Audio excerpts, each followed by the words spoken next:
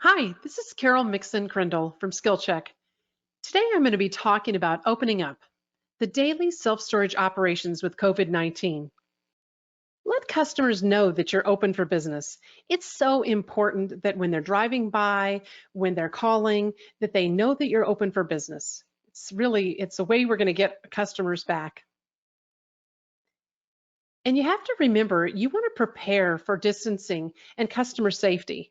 Because if you're doing online rentals and taking payments online, that's helpful. If you're video monitoring the property, if you don't want to go outside, if there's lots of people out there, you can look at the cameras and see what's going on. It still doesn't keep you from getting out on the golf cart and looking around and taking your normal rounds, but it is important to still use the technology that we have. The mobile accessibility to your website is so important, as well as just being able to rent and to be able to make payments and everything online. You can't just use it as an informational product anymore. You really need to have a full service website. And think also about, when you're out there sanitizing the keyboards and constantly throughout the day, anything the customer will touch, you're ready for that and you're keeping everything clean in good shape.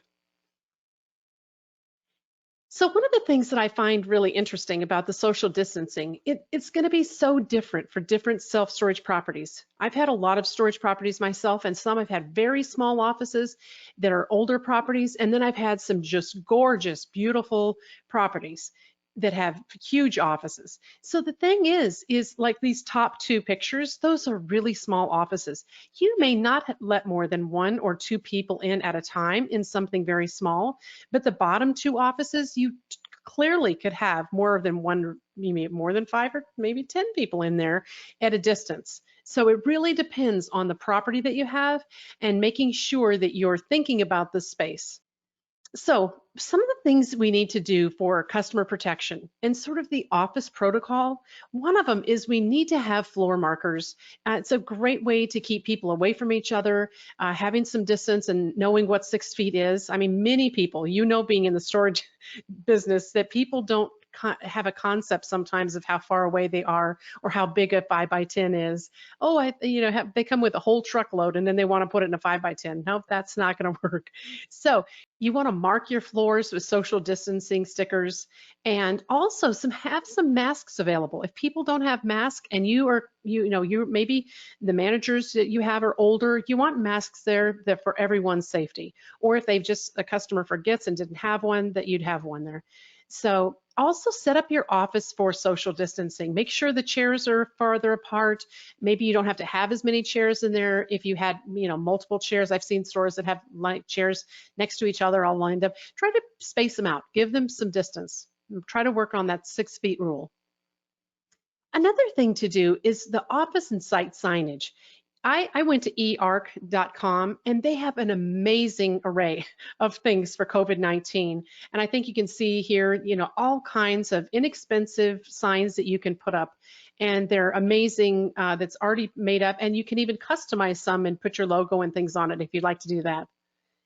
Here are a couple of them. One I really like to stop, maximum 6 people in office. I know some of you may say, hey, our office is only so big, we only allow 6 people in the office. Now, I'm not saying you all have to have six. I'm just saying, giving you examples here of signage that you can put up that would let a customer know, hey, if they look inside, it's like there are already 6 people in there, then they'll maybe just stand outside and wait until someone comes out.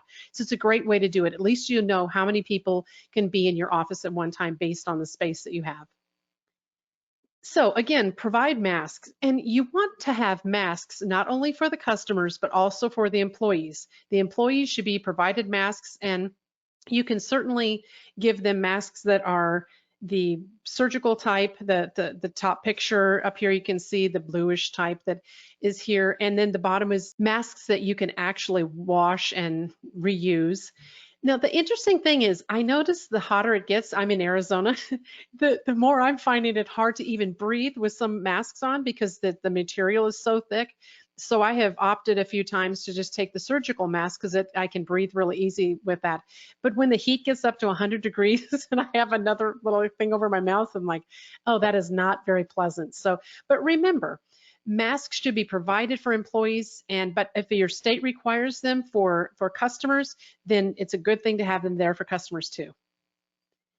So the other thing, I do believe you should have the gloves there for your managers. Make sure that the employees have these for safety of cleaning things. You want them to be able to, when they go out and clean different surfaces where other people have touched, that you want to make sure that they have protection too. And just order a lot of them, and then that way you'll have them there for the managers.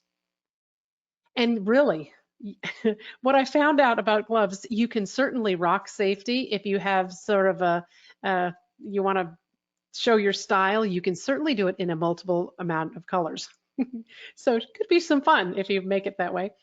And I found out just shopping that this is now Texas gold. Any kind of Clorox wipes, the hand sanitizer, or the Lysol spray, these are hard to find items. But again, if you have these at the store, you need to make sure the managers are using them constantly to be cleaning everything. And this is like sort of one of that's exciting for me because I've had always this pet peeve about stores not being clean, or the gate operator, the keypad, it not being clean. Sometimes it's so black and dirty, it's horrible. So you really should get out and have the managers clean it. I mean, and now it's not just once a month or something like that. It should be several times daily. It's a great thing to do, but this is now our Texas gold here. These are hard items to get for sure. The other thing to do is have a sanitizing station, because these stations are important. You might be able to put them in several different areas in your property, or you can just have them in your office, however you'd like to do it. But you can be as simple as just putting one of the big Purells out on a countertop. You could have a holder for it. I've got some other examples of holders. Purell has a nice hand sanitizer you can put up against the wall. And there's other companies that have them where you can put a whole, they've got the masks, look, they've got Kleenex, and then the hand sanitizer all in one. And that's kind of cute little things that they put with it. So there's all kinds of things that are available on the internet to be able to handle this hand sanitizer. Now, I think there's another thing when you're looking at how to keep people spaced off in your office. One of the things you can do is the stanchions. The stanchions are they move. You can move them around the property in the office. You can certainly keep people in a certain area, or keep a little distance from maybe the second set of people that you want in the office. So there's a lot of things that you can do with that to be able to help you to keep customers in a certain area. I think you've seen those used before. And even some of them, you can put information on there, entry requires mask or social distancing. And this company, Crowd Control Warehouse, they have so many things to be able to handle COVID-19, and it's amazing. And you can even clip these signs on top of the stanchions, and it really makes a great way to show signage and so customers know what to do and where to stand. And that could be when all of your students come to rent space as well. They probably already have come to rent. Usually it's in the summertime. But here are some other really good signs that I found. The Stop the Spread, that's a really great one. Throw Brooklyn some love, wear a mask. And these are all customizable. You can put your storage name on there. I love that. You could customize these. And you could even put the maximum number of people allowed inside your office at a time. And it's a write-on area. If the state changes their regulations, you'll be able to change that information for the customers. There's some other notices that you can put on the signage here, and some even you can put up against the windows, so you can put it right there where customers can see when they're walking in. It's pretty, and you can comes in different colors. But here's the website. It's mysafesign.com, coronavirus stores and signs. But it's a great way to find places that are providing information for COVID-19.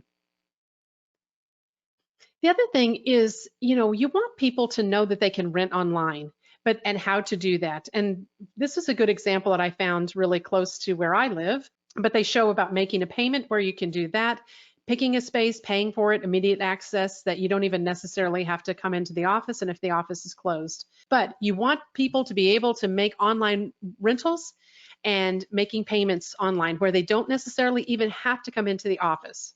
Even better. How about sneeze guards? I used to call them spit guards or something like that, but clearly it's called sneeze guards.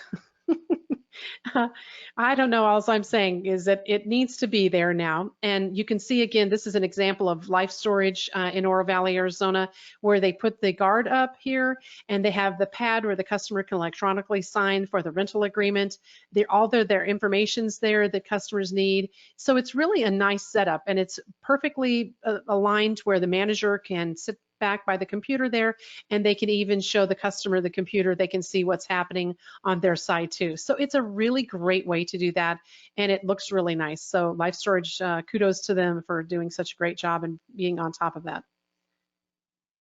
So I wanted to give you some opportunity to look where to find sneeze guards. And again, Amazon is my go-to for lots of things, but there are other places. In fact, the last place that I gave you for, they have them. There's some other places you can just Google it, sneeze guards, and there's so many. There's some that you can hang from the ceiling. There's some that they have all kinds of different things that make it easy depending on the way your desk setup is. And it's not really terribly expensive. So $83.95 plus free shipping if you have Amazon Prime, right? Oh, not eligible for Amazon Prime, but anyway, it's free shipping there anyway. So it's not too expensive. And what I like about this is once you know the area that you have, you can even pick the size that you would like and how wide it is, how tall it is, so the width and height. And so know that before you start to go look for it. You know, one of the things that I think is so important about this time in COVID-19 and how we survive it and how we interact with it for time, whatever time we have left of this virus, and it may be around for a long time.